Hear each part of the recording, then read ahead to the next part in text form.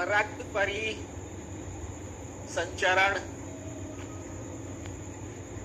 इसमें हम लोग पढ़ेंगे कि ब्लड का सर्कुलेशन बॉडी के अंदर कैसे कैसे होता है। और इस ब्लड सर्कुलेशन की खोज जिस व्यक्ति ने किया था उसका नाम था विलियम हार्वे।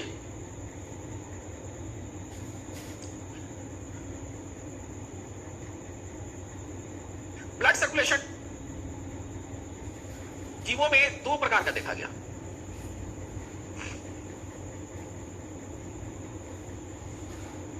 एक को कहते हैं ओपन ब्लड सर्कुलेशन और दूसरे को कहेंगे closed blood circulation. Open blood circulation का मतलब यह होगा कि जीवों में रक्त का संचार पूरे शरीर में जो होगा वह खुली नलियों के द्वारा, और क्लोज ब्लड सर्कुलेशन जो होगा वह बंद नलियों में। दूसरा अंतर यह हुआ ओपन ब्लड सर्कुलेशन में कि इसमें हार्ट नहीं होते,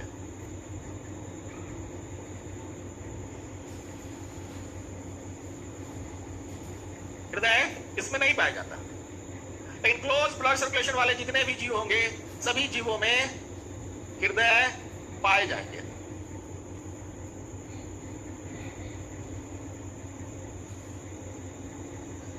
ये ठीक उसी तरह से है जैसे हम लोग के घरों में पानी जो पहुंचता है ना, तो पानी पाइप के द्वारा, वो पाइप खुला है या बंद है? घर में जो पानी पहुंचता है वह बंद पाइप के द्वारा, पाइप तो ढका रहता है ना। लेकिन खेतों में एक एक पौधा तक जो पानी पहुंचता है वह खुले पाइप के द्वारा, खुली नली के द्वारा। तो उसी तरह से कुछ जीव ऐसे होते हैं जिसमें ब्लड का सर्कुलेशन जो होता है वह ओपन होता है, और जब ओपन होगा तो समझो कुछ स्टार्ट नहीं होगा। तो ओपन ब्लड सर्कुलेशन किसमें पाया गया? सभी प्रकार के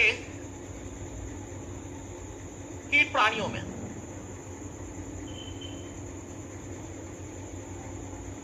जैसे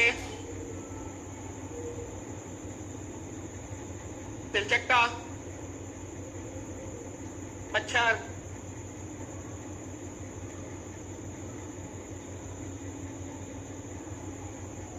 मक्खी, झींगा मछली,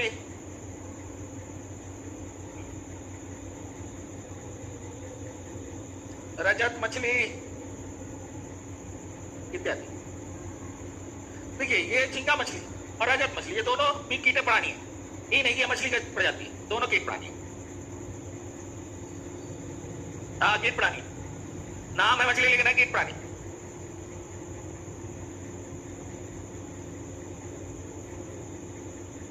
प्रायः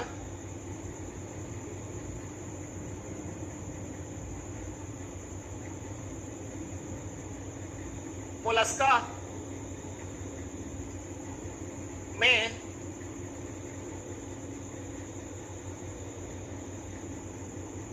ओपन ब्लड सर्कुलेशन देखा जाता है।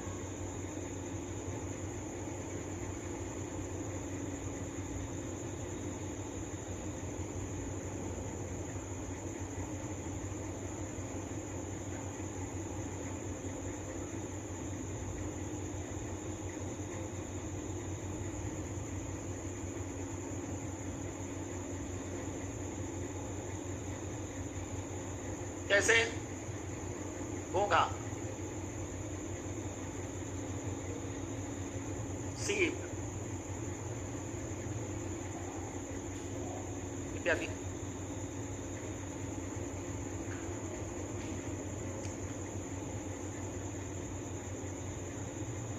लूज ब्लड सर्कुलेशन जो है ये पाया जाता है सभी कशेरुक यानी कि जिसमें रीढ़ की हड्डियां प्राणियों में, जैसे मछली, मेढक, सरीसृप जो रेंग कर चलता है, मछली, मेढक, सरीसृप, पक्षी,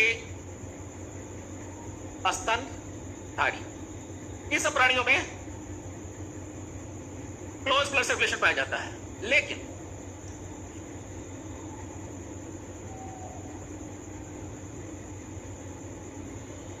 ऑक्टोपस,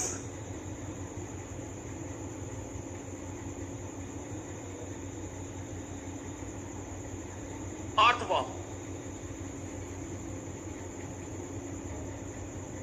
जैसे अकशेरुक,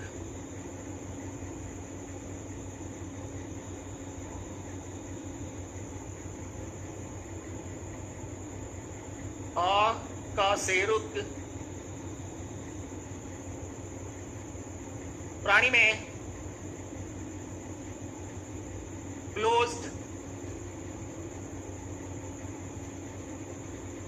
ब्लड सर्कुलेशन देखा जाता है।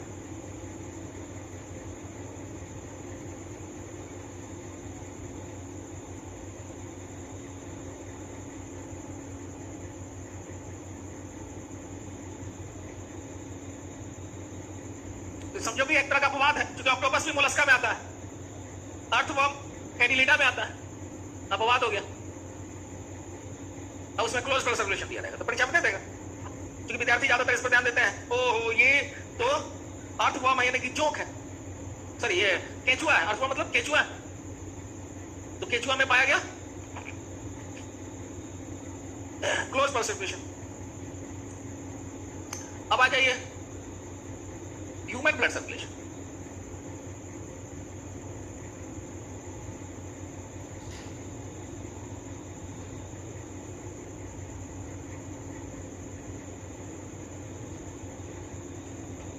मानव में रक्त परिसंचरण, तो मानव में किस प्रकार रक्त परिसंचरण पाया गया? मानव में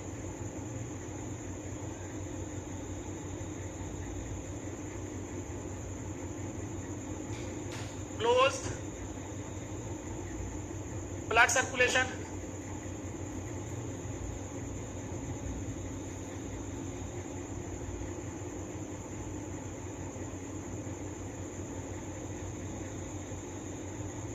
पाया जाता है।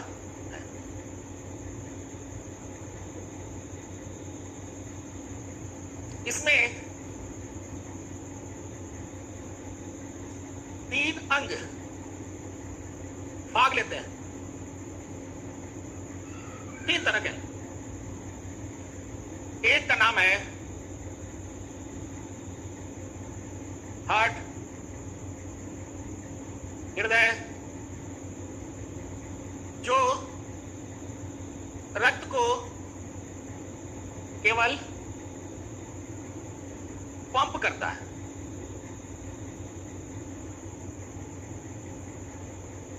यहां रक्त का शुद्धिकरण,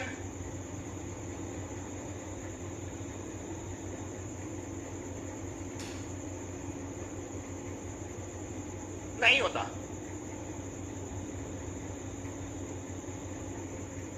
रक्त का शुद्धिकरण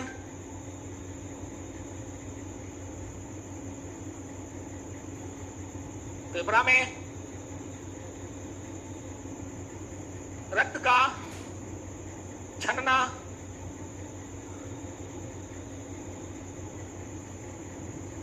वृक्क में,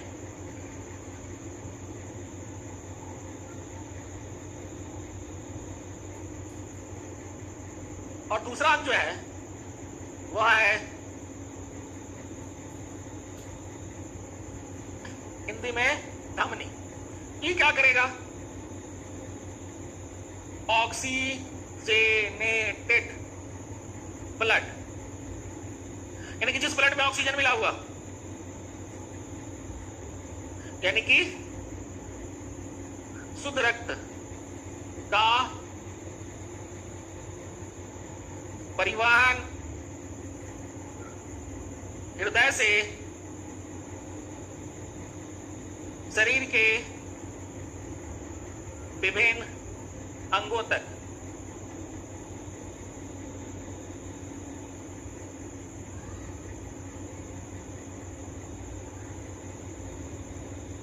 पल्मोनरी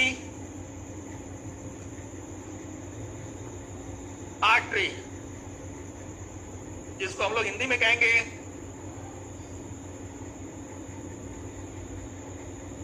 फूफुसिए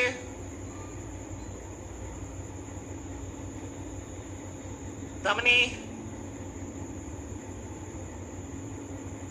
हृदय से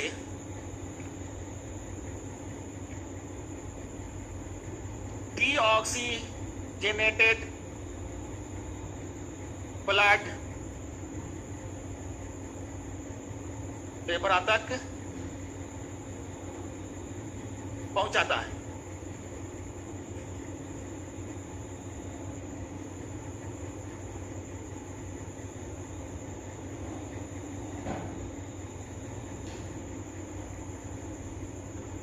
आर्टरी का काम है शुद्ध रक्त को पूरे शरीर में भेजना, लेकिन एक और ऐसा आर्टरी है जिसका नाम है पल्मोनरी आर्टरी। यह पल्मोनरी आर्टरी जो होता है वह क्या करता है कि हृदय से अशुद्ध रक्त को फेफड़ा तक भेज देगा। ये कोई अपवाद में आ जाएगा। और तीसरा का काम है जिसको हम लोग कहते हैं भेन। भेन मतलब सीरा। ये क्या करता है तो डीऑक्सीजनेटेड ब्लड को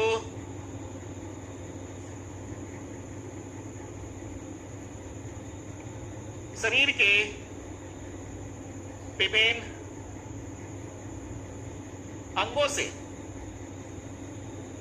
हृदय तक लाता है।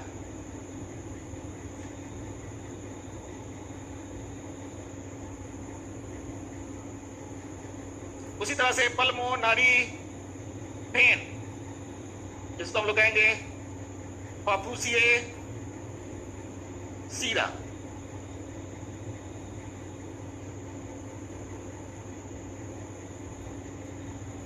फेफड़ा से शुद्ध यानी कि ऑक्सीजनेटेड रक्त हृदय तक लाता है। यानी आर्टरी का काम है शुद्ध रक्त को ढोना और वेन का काम है अशुद्ध रक्त को ढोना। लेकिन जहां पल्मोनरी शब्द लग गया तो बात पलट जाएगा। पल्मोनरी आर्टरी का मतलब हो गया अशुद्ध रक्त ढोना और पल्मोनरी वेन का मतलब हो गया शुद्ध रक्त ढोना। यही दिमाग मत रखना। अब जरा सा हम लोग ये देखें ये आर्टरी और वेन कैसा दिखता है।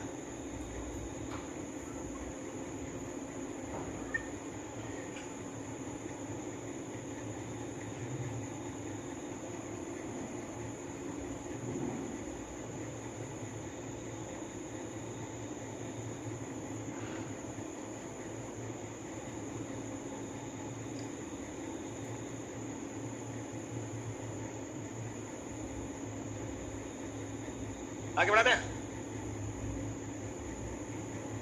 ये सब जितना भी दिखाई दे रहा है हरा हरा हरा ये सब वेन है।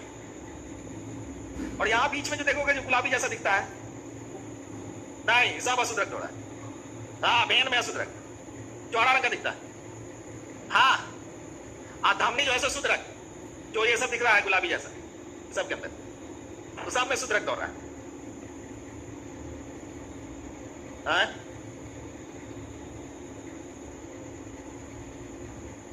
हाँ, जिसमें ऑक्सीजन रहेगा वह शुद्ध रक्त, ऑक्सीजनेटेड ब्लड शुद्ध, और कार्बन डाइऑक्साइड मिला रहेगा तो अशुद्ध।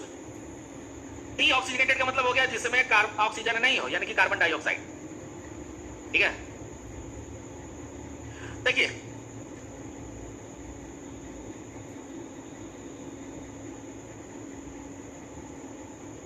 अगर ये आर्टरी है, आर्टरी मतलब धमनी,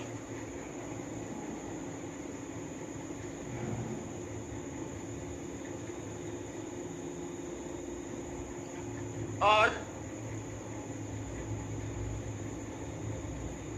या वेन है।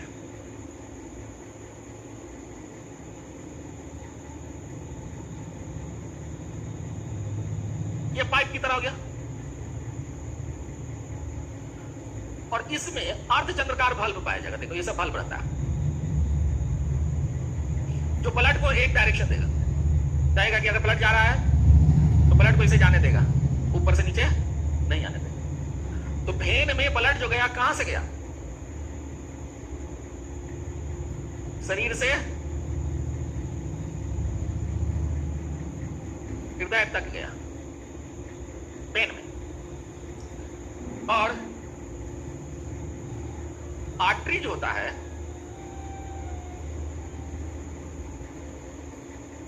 आर्टरी वेन की तुलना में थोड़ा सा मोटा नली होता है। देखिए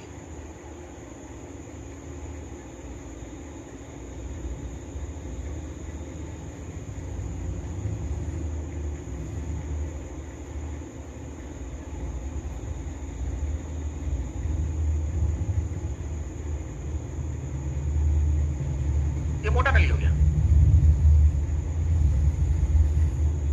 ये सब जिसमें से अंदर मांस के अंदर है, चमड़ा के ठीक नीचे भेन देख ले। और धमनी जो है जिसको आर्टरी कहते हैं वो गहरे मांस में डूबा हुआ है।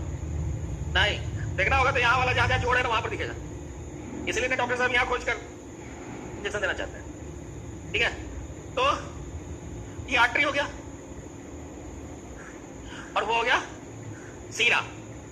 इसमें जो ब्लड है वो ब्लड, इसमें जो ब्लड जाएगा वो कहां से जाएगा?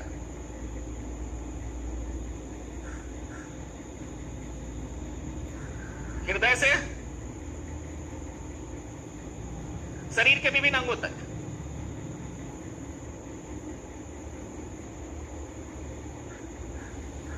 हृदय से विभिन्न अंगों तक, इसमें शरीर से हृदय तक। ठीक है, इसका दीवार क्या है?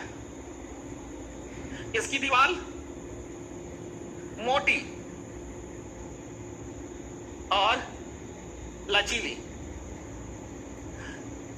यही कारण है कि आर्टरी में सुई नहीं दिया जाता। दीवार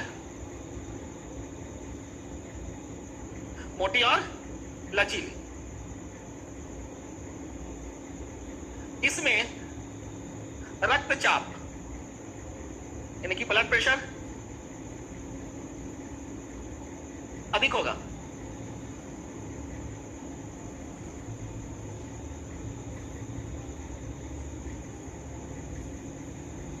इसमें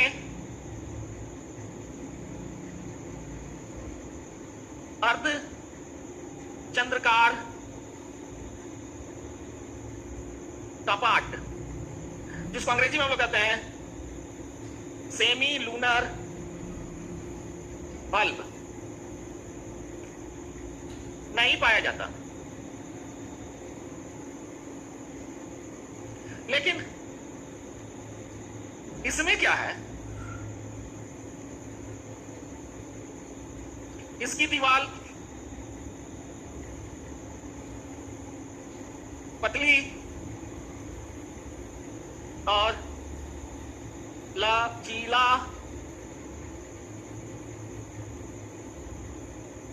नहीं होता। रक्तचाप कम, सेमी लूनर बल्ब यही है। देखो सेमी लूनर बल्ब यही लूनर बल्ब जो होता है ना, ब्लड को एक तरफ से जाने देगा, उधर से लौटने नहीं देगा। हाँ, इसी का काम क्या है कि ब्लड को एक ही डायरेक्शन में जाने देगा, वो लौटने नहीं देगा। जैसे हम लोग के घरों में नाला है ना जी, तो घर से बाहर जो पानी निकलते हैं वो कैसा नाला बनाते हैं कि हाँ, लेकिन बाहर से अंदर नहीं आए, लेकिन अंदर से बाहर जाए। हाँ, कहीं भी कोई डायरेक्शन जा सकता है, किधर जा सकता है नहीं।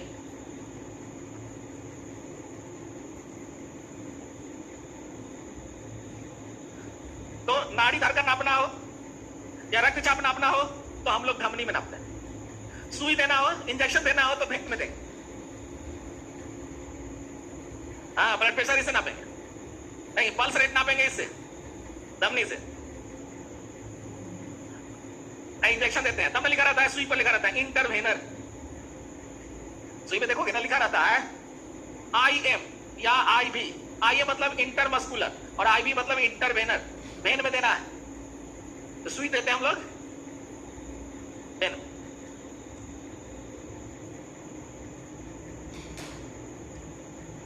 हो गया?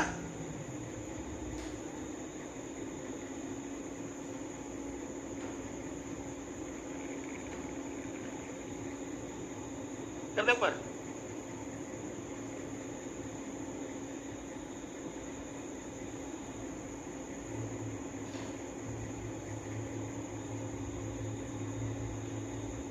अब हम लोग देखेंगे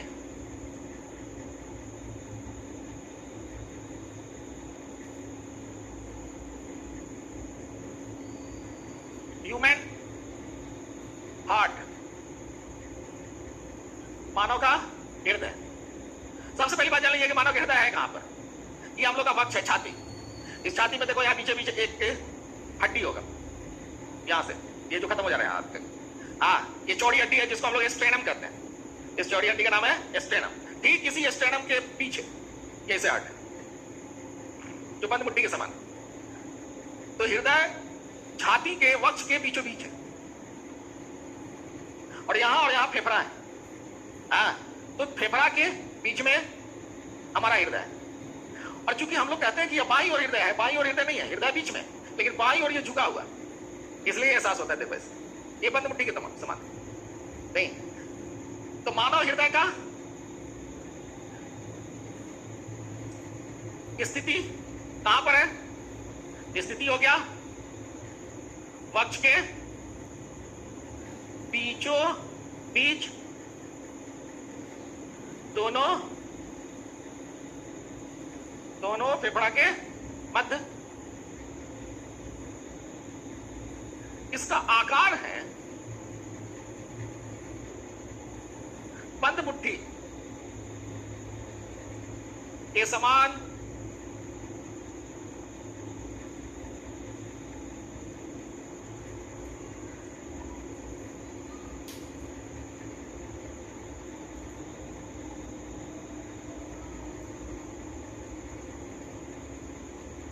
शंकु की तरह बाईं ओर झुका। हमारे हृदय की माप, लंबाई इसकी 12 सेंटीमीटर और चौड़ाई 9 सेंटीमीटर।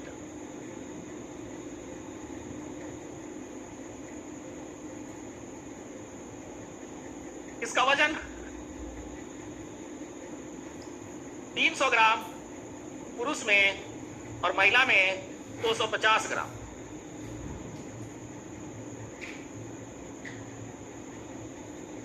प्रतिशत वजन इसका जो होता है ना,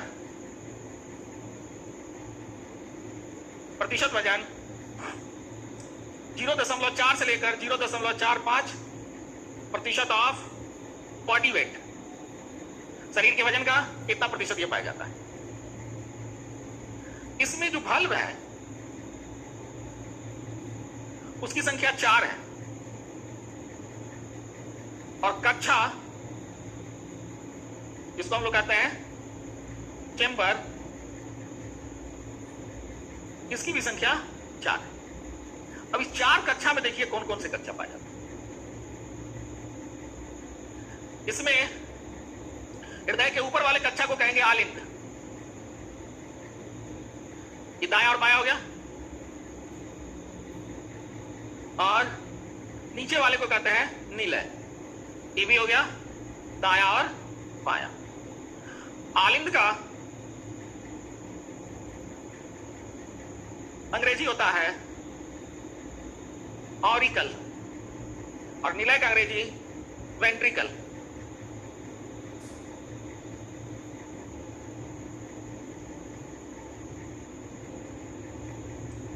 नोट में याद रखिएगा,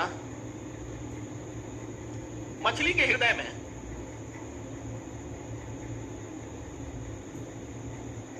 दो कक्षा,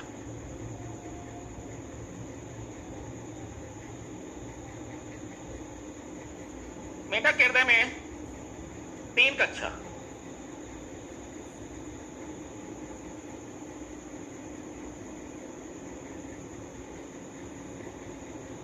उभयचर प्राणी में 3 कक्षा, यानी यही आ गया मेंढक उभयचर प्राणी में। लेकिन इसमें वो अपवाद है। अपवाद क्या है कि घड़ियाल जो है उभयचर प्राणी है, लेकिन इसके हृदय में 4 कक्षा।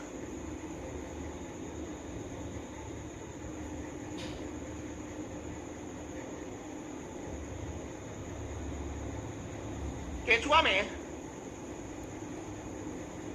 8 कक्षा,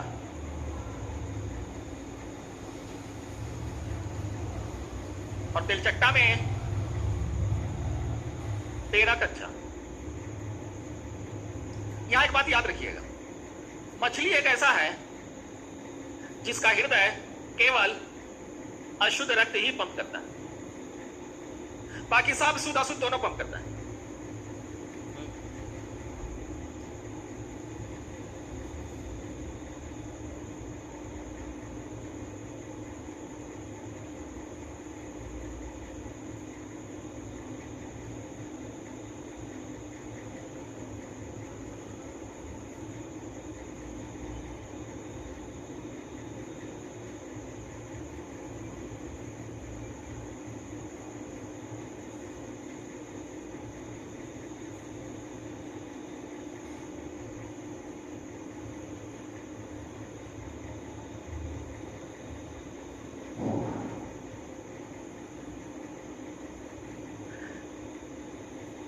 ठीक है,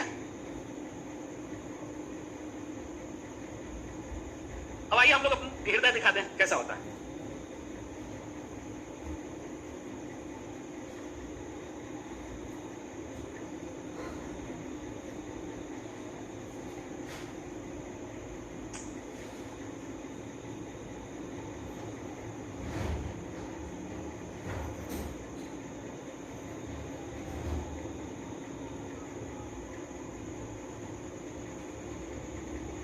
देखिए,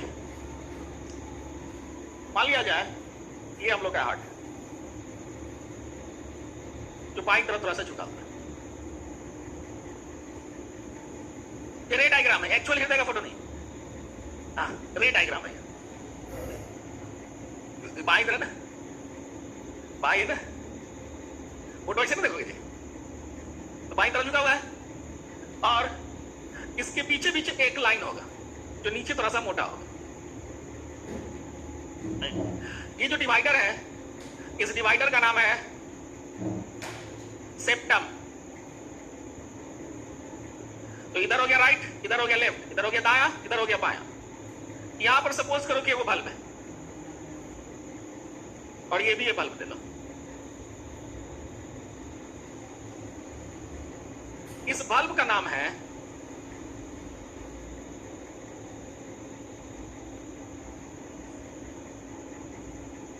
ये बल्ब है।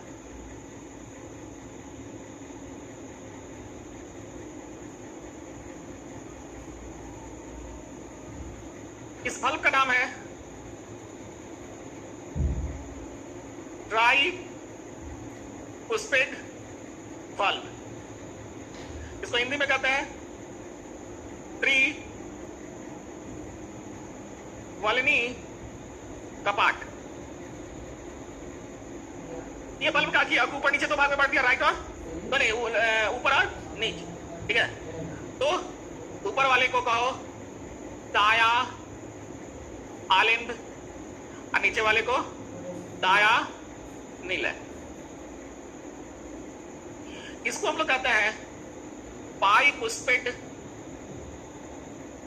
या मिट्रल बल्ब। बाइपुस्पिड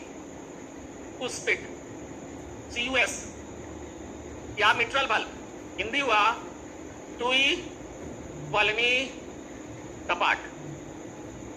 तो ये हो गया पाया आलिंद और ये हो गया पाया नीले। 4 को बल्ब हो गया, 4 कक्षा हुआ। दाया आलिंद बाया आलिंद 2 कक्षा, दाया नीले और बाया नीले 2 2 4 कक्षा। अब जरा सा देखिए, इसमें एक पाइप आया है,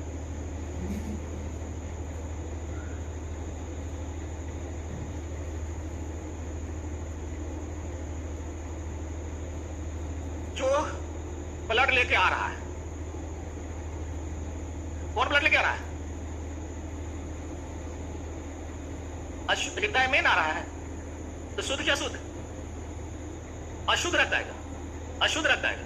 तो ये अशुद्ध रक्त जो हृदय में आ रहा है उसको हम लोग लिखते हैं CO2, यानी कि डीऑक्सीजनेटेड ब्लड। कौन ब्लड आया? डीऑक्सीजनेटेड ब्लड, ठीक है। और जो लाया उस पाइप का नाम है महासीरा, इन अंग्रेजी में वेना कावा। अब यहां से एक पाइप निकला,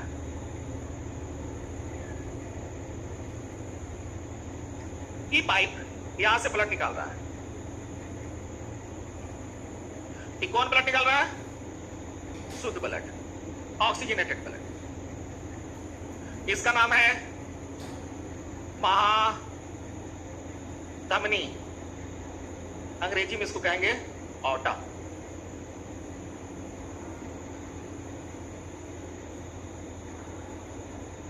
अब एक पतला सा पाइप यहां से निकला,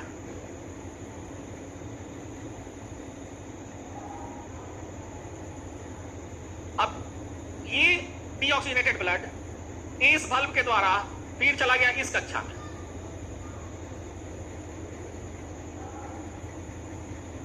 इस पाइप का नाम है पॉपुसिए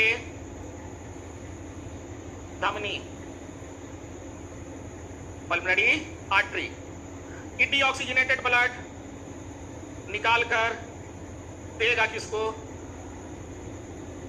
फेफड़ा को।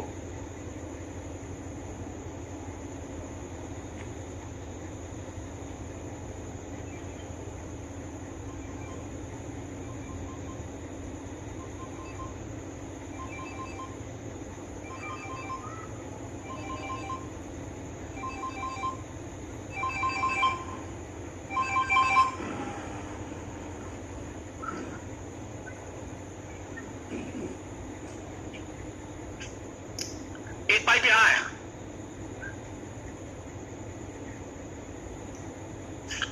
यहां से ब्लड आया और ये ब्लड जो आएगा वो ऑक्सीजनेटेड ब्लड होगा। और ये जो लाया उसका नाम है पॉपुसिए सीरा। कहां से लाया? फेफड़ा से। ये जो ब्लड आया शरीर से,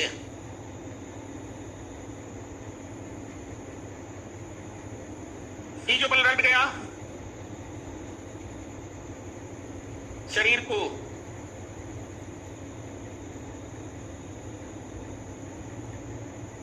अब थोड़ा सा ध्यान से देखिए, आप पहले इसको समझिए।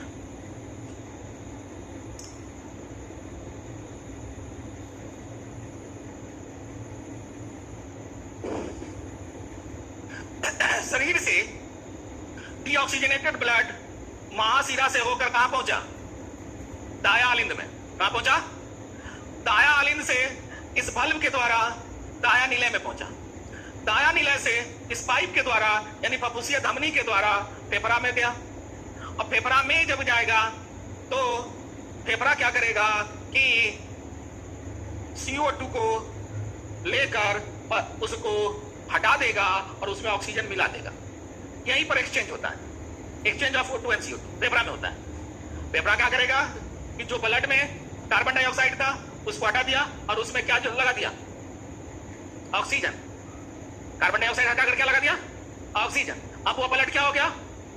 ऑक्सीजनेटेड हो गया। पहले ब्लड क्या था? डीऑक्सीजनेटेड। अब ब्लड क्या हो गया?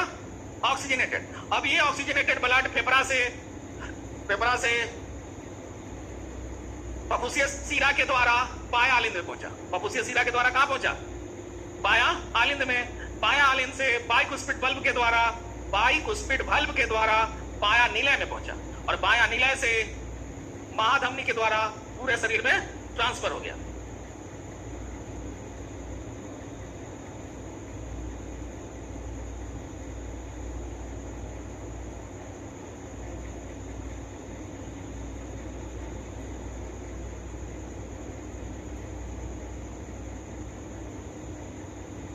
बात समझ में आई?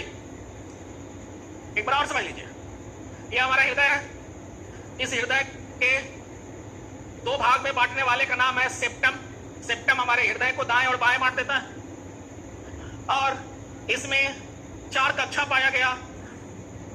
2 कक्षा आलिंद और 2 कक्षा निलय, यानी दाया आलिंद, दाया निलय, बाया आलिंद, बाया निलय। तो 4 कक्षा है तो 4 बल्ब भी है, एक बल्ब भी और एक बल्ब यहां, ठीक है? तो 4 कक्षा है तो 4 बल्ब भी। तो 4 कक्षा और 4 बल्ब पाया गया हमारे हृदय में। अब प्रश्न ये पूछता है कि हृदय का कौन ऐसा भाग है जहां सबसे पहले अशुद्ध रक्त आता है? कहां आता है? दाया आलिंद में। कहां आया? नहीं, हृदय का कौन ऐसा भाग है जो सर्वप्रथम पूरे शरीर को शुद्ध रक्त सप्लाई करता है? हृदय का कौन सा भाग पूरे शरीर को शुद्ध रक्त भेजता है? बाया निलय, ठीक है? अच्छा, हृदय में आने वाले नली को सीरा कहेंगे या धमनी कहेंगे? सीरा या धमनी? हृदय में आने वाले नली को सीरा, हृदय से निकलने वाले नली को धमनी। तो ये महासीरा जो आया वो शरीर से आया। और फफुसिया सीरा कहां से आया? नहीं, फेफड़ा से। फफुस मतलब होता है फेफड़ा, फुफ्फुस मतलब, और उसी से बना है फफुसिए। पल्मोनरी, पल्मोन शब्द से बना है। पल्मोन का मतलब होता है लंग्स। नहीं, तो क्यों नाम पड़ा इसका फफुसिया धमनी? ये फेफड़ा में जा रहा है? नहीं। और इसका नाम फफुसिया सीरा क्यों पड़ा? क्योंकि फेफड़ा से आ रहा है। नहीं, फेफड़ा से जब आएगा और फेफड़ा को जाएगा तो फफुसिया धमनी, ठीक है? यहां तक क्लियर हुई? और इसकी चारों तरफ एक पतला सा झिल्ली है। हमारे हृदय के चारों तरफ एक पतली झिल्ली है। इस झिल्ली का नाम है पेरिकार्डियम मेम्ब्रेन। मेम्ब्रेन। और इस झिल्ली और फेफड़ा के हृदय के बीच में एक तरल पदार्थ पाया जाता है, जिस तरल पदार्थ का नाम है पेरिकार्डियम फ्लूइड। और इसी तरल पदार्थ में हमारा फेफड़ा रहता है और यह दुख दुख दुख दुख करता रहता है, ठीक है?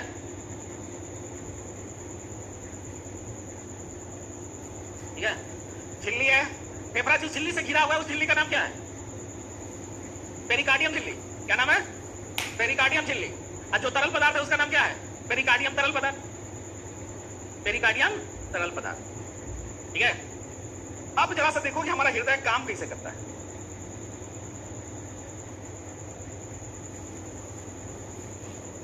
नहीं, हृदय करता है।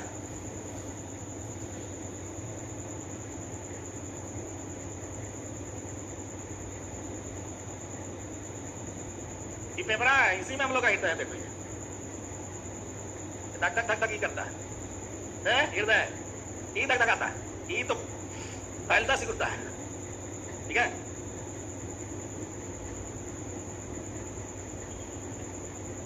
ये कहां से है?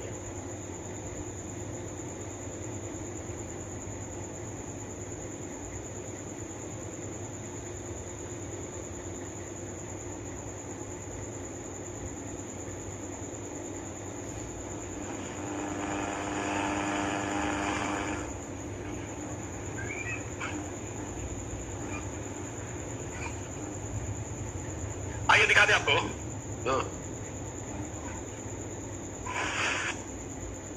ये हमारा हृदय काम कैसे करता है।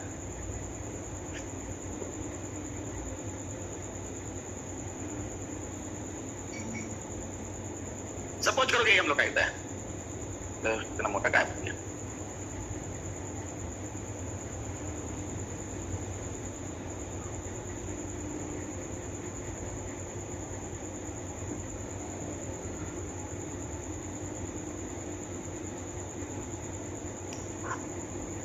हृदय जब ऊपर वाला फैलेगा तो नीचे वाला क्या होगा, और जब नीचे वाला फैलेगा तो ऊपर वाला सिकुड़ेगा। ठीक है, तो हृदय के सिकुड़ने की क्रिया को हम लोग कहते हैं संकुचन, सिस्टोल, और फैलने की क्रिया को कहते हैं डायस्टोल। संकुचन और शिथिलन। ठीक है, तो जरा सा ध्यान से देखिए। मान लो ये हम लोग का ये हेड हुआ, ये गर्दन हो गया, ये बाह हो गया, और ये फेफड़ा हो गया। ठीक है, ये हो गया फेफड़ा, यहां लिख देते हैं। ये पेट हो गया, ये सब और सब ऑर्गन हो गया। तो इस सब से देखो निकलेगा सीरा, ये सब सीरा आया, यहां से भी सीरा आया, यहां से भी सीरा आया, यहां से भी सीरा आया। सब सीरा मिलकर क्या किया, एक महासीरा बनाएगा। देखो ये देखो मोटा सा महासीरा बना लिया।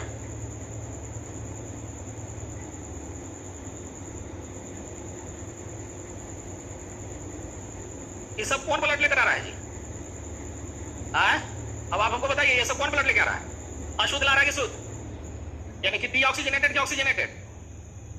और कहां लेकर आया? कहां लाया? काया आलिंद में लाया ना? कौन ब्लड लाया?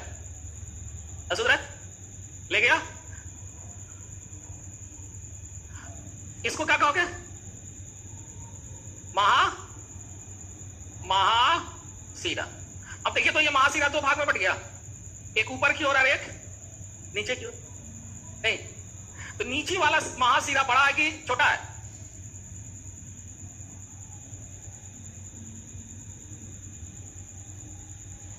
तो सबसे बड़ा सीरा ही ना हो गया जी। जानते हो सीरा का नाम क्या है? पर क्या पूछता है? सबसे बड़ा सीरा का नाम है पश्च महासीरा। इसका अंग्रेजी जरूर याद रखिएगा, एब्डोमिनल या पोस्टेरियर वेना कावा। चूंकि ये ऊपर वाला है इसलिए इसका नाम है अग्र महासीरा।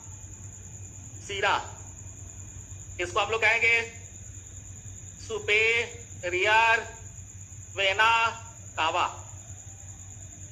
अब ये जो कार्बन डाइऑक्साइड लेकर आया, अब इस बल्ब के द्वारा ये इसमें आया, और यहां से पल्मोनरी आर्टरी के द्वारा कहां गया? फेफड़ा में क्या ना? ये फेफड़ा में है? फेफड़ा से फिर कहां आया? दाया पाया आलिंद में। ठीक है, ये कौन ब्लड लेके आया? अशुद्ध कि शुद्ध? और इसका नाम क्या है? कौन ब्लड लेके आया? शुद्ध। अब ये शुद्ध ब्लड इसमें से फिर कहां चला गया? पाया नीले में गया। अब फिर यहां से वो मोटा सा पाइप बन जाएगा, बनेगा। और ये मोटा सा पाइप क्या किया? सबको पहुंचा दिया, पूरे शरीर को पहुंचाया।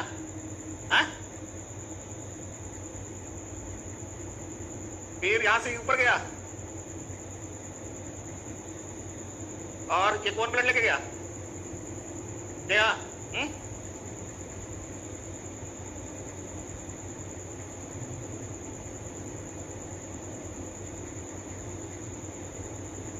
इस तरह से नीचे वाला जो पाइप है वो बड़ा सा है, ये बड़ा पाइप है, इसलिए इस बड़ा पाइप का क्या कहोगे? सबसे बड़ी धमनी। क्या कहोगे इसको? पश्च महाधमनी। और इसको कहेंगे अग्र महाधमनी। तो धमनी भी तो भाग में बढ़ गया, तो इस तरह से ब्लड का सर्कुलेशन होता रहेगा।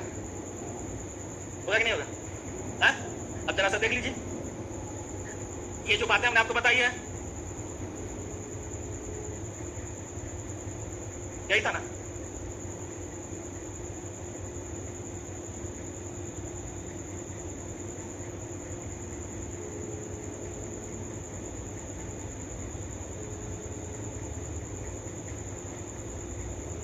समझ में आया? आप जरा सा देखिए, ऊपर वाला हृदय जब फैलेगा, ऊपर वाला हृदय जब फैलता है तो ऊपर वाला जब हृदय फैलेगा ना तो शरीर के विभिन्न भागों से अशुद्ध रक्त इस चैम्बर में, और ठीक उसी समय फेफड़ा से शुद्ध रक्त इसमें आएगा, फैलेगा तो, ठीक है? और जैसे जैसे ही फैलेगा वैसे वैसे क्या होगा? सिकुड़ेगा। और जब ये सिकुड़ेगा तो इससे ये जो आपका दायां निलय है, इस दायां निलय से शुद्ध अशुद्ध रक्त आ गया फेफड़ा में, किस लिए? शुद्ध होने के लिए। अशुद्ध होकर फिर इसमें आएगा, फिर इसमें से इसमें, इसमें से इसमें, फिर इसमें से इसमें, इसमें से इसमें, इसमें से इसमें। ये सर्कुलेशन हम लोग का चलते रहा ना है? तो हृदय जब सिकुड़ता है तो उसको क्या कहते हैं?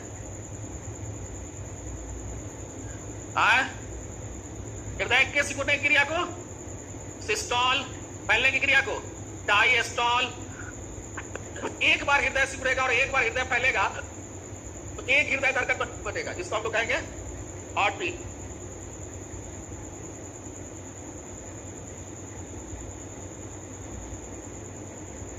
एक हार्ट बीट में कितना सिस्टोल और कितना डायस्टोल? एक हृदय धड़कन में एक सिस्टोल और एक डायस्टोल नहीं। हमारे यहां हृदय धड़कन की दर क्या है? दर पुरुष में 68 से 72 बार पर मिनट, और महिला में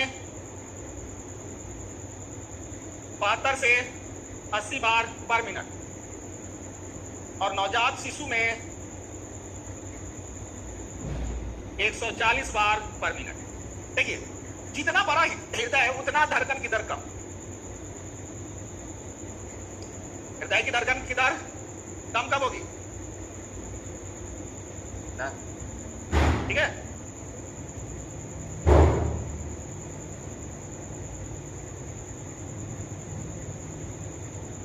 प्रत्येक धड़कन रक्त पंप की जाती है 70 ml। एक धड़कन में कितना रक्त हमारा हृदय पंप करेगा? तो एक मिनट में कितना?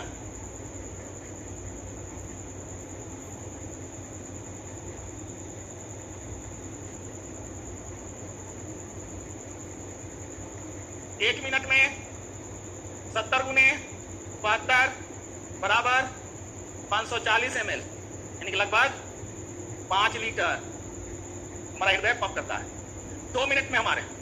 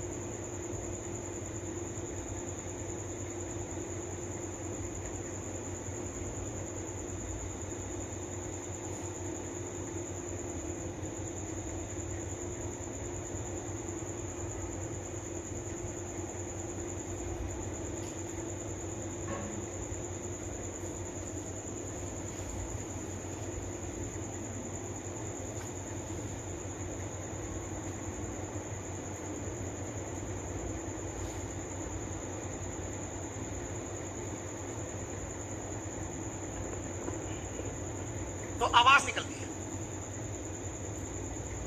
धड़कन की आवाज।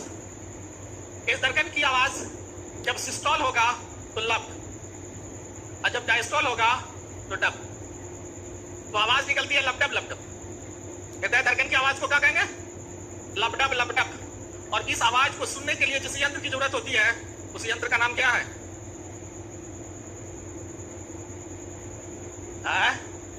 इस यंत्र का नाम है स्टेथोस्कोप।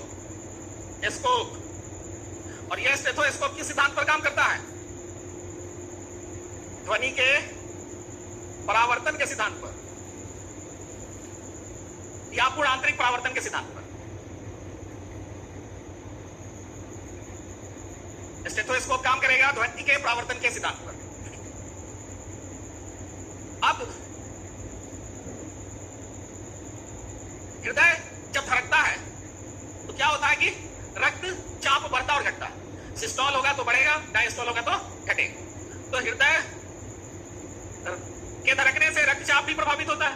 तो इसको हृदय धड़कन मापने के लिए जिस यंत्र का उपयोग करते हैं उस यंत्र का नाम है हृदय धड़कन के आवाज सुनने के लिए स्टेथोस्कोप। और रक्तचाप मापने के लिए जिस यंत्र का उपयोग करते हैं उसको क्या कहते हैं?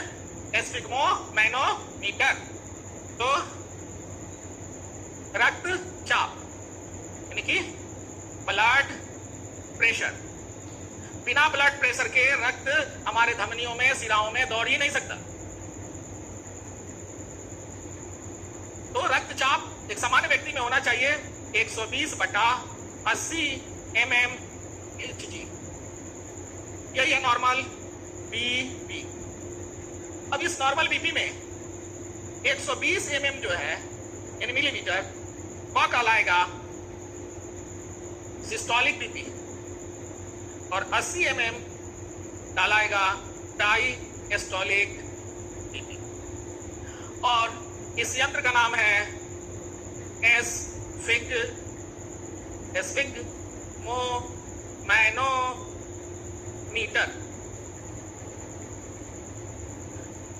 और ये मशीन देखिए आपको दिखाते हैं।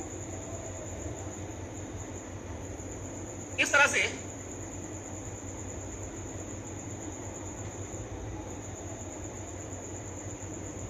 इसमें पारा भरा रहता है और ये पट्टी डॉक्टर साहब लपेट देते हैं और इससे पंप करते हैं।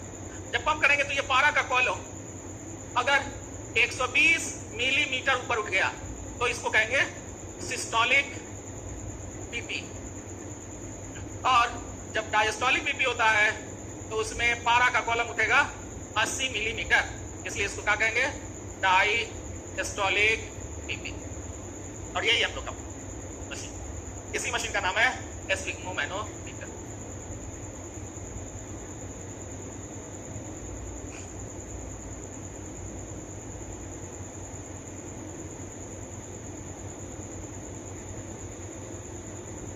अब हम लोग देखेंगे कि हम लोग का जो हृदय है ये जो धड़कता है इसको धड़कने के लिए इनिशिएशन कहां से मिलता है? नहीं,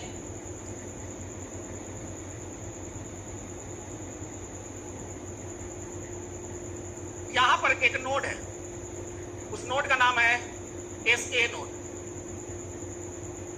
इसको कहते हैं, फुल फॉर्म है साइनो ऑरिकल नोड। क्या कहेंगे? Sino auricle node.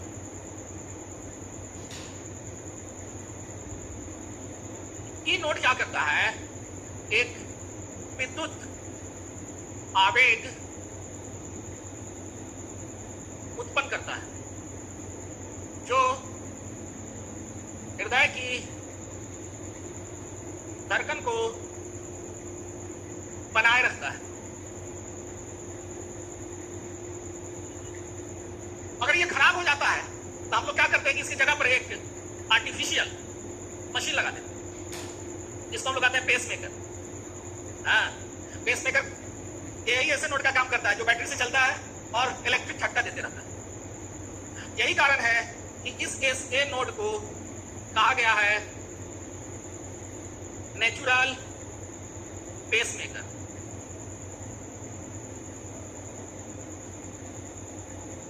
अब रही बात कि हृदय की जो ये मांसपेशी है इसमें ब्लड का सर्कुलेशन किसके द्वारा होगा? हृदय के मांसपेशियों में हृदय के मांसपेशियों में रक्त की आपूर्ति कोरोनरी आर्टरी के द्वारा होता है। और यही कोरोनरी आर्टरी, यही सब जो कोरोनरी आर्टरी दिखा रहा है ना, अगर इसी कोरोनरी आर्टरी में जाम लग गया, कचरा चला गया, कोलेस्ट्रॉल चला गया, तो क्या हो जाएगा? इसको हम लोग कहते हैं कि आर्टरीज ब्लॉकेज हो गया। और जब आर्टरी ब्लॉकेज होगा तो हार्ट अटैक होगा। आर्टरीज के ब्लॉकेज होने से हार्ट अटैक होता है।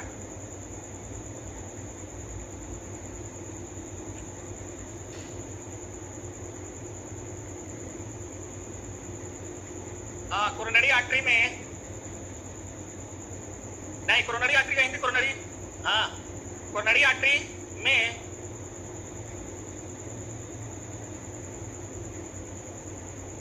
रुकावट होने पर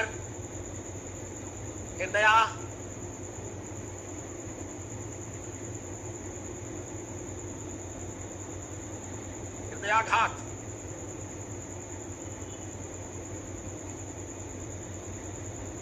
इसको आप कहते हो हार्ट अटैक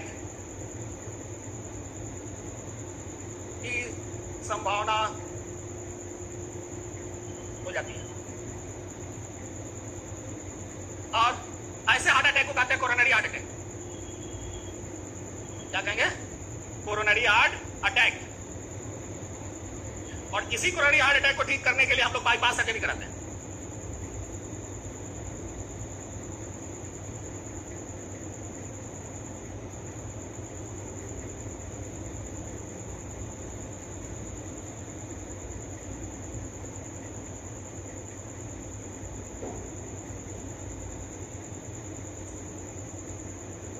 हो गया? ये हमारा हुआ ब्लड सर्कुलेशन। ठीक है?